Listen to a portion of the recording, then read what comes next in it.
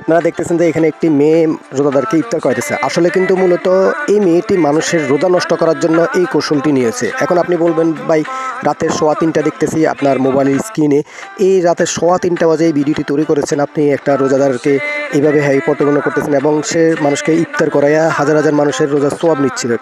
কারণ আপনারা জানেন যে আল্লাহ নবী হাদিসের মাধ্যমে আমাদেরকে জানিয়েছেন যে কোনো ব্যক্তি যদি কাউকে একটি রোজার ইফতার করে সেটা একটি খেজুর দিয়ে হোক, তাহলে কিন্তু সে কী হবে, যে ব্যক্তি রোজা রেখেছে তার সওয়াব, তার সম্পূর্ণ সওয়াব কিন্তু ওই ইফতার করানো ব্যক্তি পাবে, কিন্তু যাকে যে ইফতারটা করাইছেন তার কোনো সওয়াবের কোনো কমতি হবে না।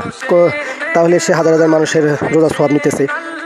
এখন আপনি এত বড় কথা বললেন, জি ভাই আপনি দেখেন তার আগে যে ভিডিওটা ছেড়েছে ঠিক একই অবস্থা এখানেও ইফতার করাইতেছে। তো এখানে একদিন ইফতার করে অনেক সময় শুধু ইফতার না, যে কোনো একটা শুটিং এট এ টাইম করা যায়, এটা সমস্যা না। 5-7 সেকেন্ড করি এটা ছাড়া, সেটা হলো রিলস, সেটা ভিন্ন বিষয়। এখন আমার কথা হলো হয়তো বলবেন যে সে হয়তো এই যে যেমন এই যে উদ্ভট তার একটা নাচের যেই ওই যে আমি বলছি রোজাদারের রোজা নষ্ট করার জন্যই মূলত ইফতার করাইতেছে। হ্যাঁ এই দেখেন আপনি ইফতার করানোর মাধ্যমে সে কিছু ফলোয়ার গেইন করবে, ফলোয়ার যখন গেইন করবে তখন আপনার কাছে এই ভিডিওটা পৌঁছে দিবে। তাহলে আপনি হয়তো বলবেন যে ভাই আগে হয়তো খারাপ ছিল, রোজা রেখে সে হয়তো ভালো হয়ে যেতে পারে। তাহলে আমরা সেদিকে চলে যাই। এই যে ইফতার করানোর আগে হয়তো বা ইফতার করানোর পরের যে ভিডিওটা, এটা মোটামুটি উদ্ভট একটা পরিবেশ আছে, বাট তার নাচটা নেই হয়তো, কিন্তু তার পরে যেটা ছাড়ছে দেখেন, এটা কিন্তু আপনার সেই ইফতার করানোর পরের ভিডিও কিন্তু ভাই।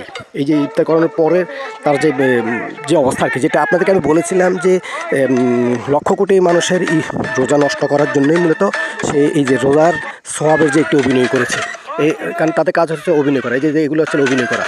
কারণ ইফতার করাবে এবং নাচবে, তার যে একটা ফেস খুলেছে, রিলস করতেছে, এগুলি তার মূলত এই যে মানুষকে করানো আর কি, নষ্ট করানো। আমি সামনের দিকে যাচ্ছি এবং যে কারণে আপনাদেরকে এটা বলার জন্য সুযোগ পাইছি সেটা অবশ্যই আমার কাছে তার একটা ভিডিও আসছে, সে অত্যন্ত ভালো একটা মাইন্ডের একটা ভিডিও দেখেছিলাম, সে মাইন্ডের দিকে যাব।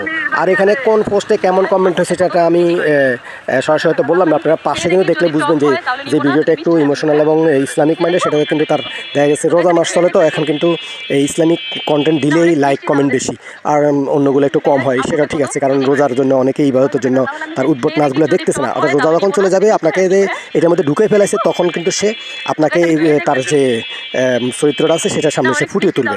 এখন দেখেন যে কারণে তাকে আমি সামনে পাই, সেটা দেখেন এখানে কি অবস্থা। এখানে আবার ওই যে জামাতের যে দাড়িপাল্লার একটা গান দিয়ে কিন্তু সে এখানে এই শুটিংটা করছে, এবং পরিবেশটা কী নিয়েছে দেখেন, তো লুকিংটা কী নিয়েছে এখানে। সৌদি পুরোপুরি লুকিং এমনভাবে নিয়েছে যে জামাতের লোকেরা হয়তো হঠাৎ করে যখন এই ভিডিওটা যাবে তাকে তো পুরোপুরি চিনে না, ফেস সম্পর্কে জানে না, তার কাজ কী সেটা জানে না। এখন বোঝা যাবে যে ওমা এই মেয়ে এত সুন্দর করে আমাদের দাড়িপাল্লার করলো, তো অবশ্যই এই ফেসটা আমার সাথে নেওয়া যাইতেই পারে। তখন সেখানে ফলো দিয়ে দিল, লাইক করে দিল, লাইক